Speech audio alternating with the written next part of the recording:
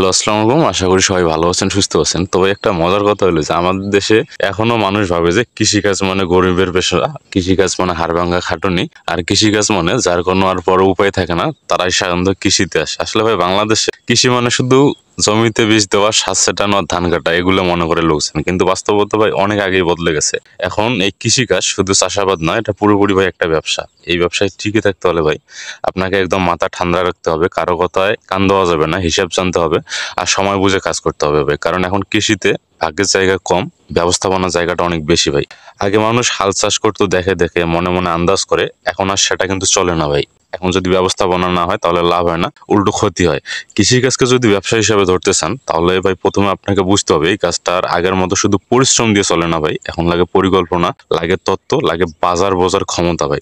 সবচেয়ে বড় কথা হলো ভাই, এখন কৃষক মানে শুধু উৎপাদক না, সে একজন ব্যবসায়ীও। এখন কৃষিতে যে পরিমাণ পায় প্রতিযোগিতা, একই ফসল অনেকেই করে কিন্তু সবাই লাভ পায় না। যে বুঝে করে সে টিকে যায়, আর যে না বুঝে করে সে হারায় ভাই। এই বোঝাপড়ার নামই ব্যবসায়িক চিন্তা ভাই। আপনি যদি কৃষিতে টিকে থাকতে চান তাহলে খরচ কমিয়ে আপনাকে লাভ তোলার উপায় করতে হবে ভাই। কৃষিতে এখন ভাই তথ্যই মূল শক্তি। কার জমিতে কি অবস্থা, কোন মাটিতে ফসল ভালো হবে, পানি কতটা লাগবে, এই তথ্যগুলো এখন সহজেই জানা যায়। কিন্তু যারা জানতে চায় না তারাই ভাই পিছিয়ে থাকে। এখন আর মুখে মুখে শেখার সময় না ভাই, এখন জানতে হবে, বুঝে করতে হবে।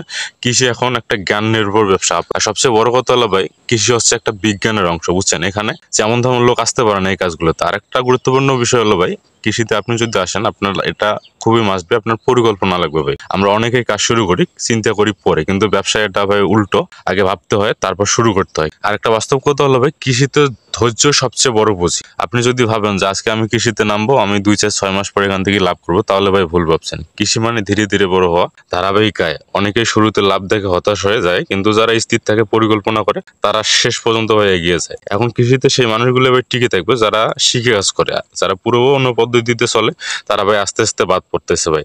নতুন প্রজন্মের যারা আছে ভাই, যারা প্রযুক্তি বোঝে, তারা এখন ভাই জমিতেও ব্যবসার চিন্তা নিয়ে আসে। কেউ আধুনিক পদ্ধতি ব্যবহার করছে, কেউ বায়ো ফার্টিলাইজার ব্যবহার করছে, কেউ ডিজিটাল মার্কেটিং করে ভাই ফসল বিক্রি করছে। এগুলোই এখন নতুন দিক। এই জায়গাগুলো না বুঝলে ভাই ভাই কৃষি ব্যবসায় ভাই পা রাখা মানে ঝুঁকি। আর একটা শেষ কথা বলবো ভাই, মাটির কাজ মানে শুধু ভাগ্য না। আপনি যত বুঝে বিনিয়োগ করবেন তত আপনাকে এখান থেকে আপনি পাবেন। কিন্তু যদি ভাবেন শুধু পরিশ্রম করলেই চলবে, তাহলে আপনি কষ্ট পাবেন ভাই। কৃষি এখন শুধু পেশা না, এটা একটা পূর্ণ ব্যবসা, যেখানে লাভ আসে পরিকল্পনা থেকে, ক্ষতি আসে ভাই অজ্ঞতা থেকে। তাই আপনারা যারা ভাই কৃষিতে আসতে চান, আপনাদের একটা কথা হলো ভাই, আপনি কৃষিকাজ করলে ভাই আপনি কখনো হীনমন্যতায় ভুগবেন না। আর যারা আসবেন ভাই, তারা অবশ্যই কৃষিতে আসার আগে মানুষ কি বলবে না বলবে এগুলো মাথায় নেবেন না। আর হচ্ছে নিজের পরিশ্রম আর হচ্ছে নিজের দক্ষতার উপর করে আপনার কৃষিতে আসবেন, তাহলে ইনশাল্লাহ এখান থেকে আপনি অনেক ভালোভাবে চলতে পারবেন। সবাই ভালো থাকবেন, সুস্থ থাকবেন। দেখা হবে আগামী ভিডিওতে নতুন কোনো জিনিস নিয়ে। সে পর্যন্ত আল্লাহ হাফেজ।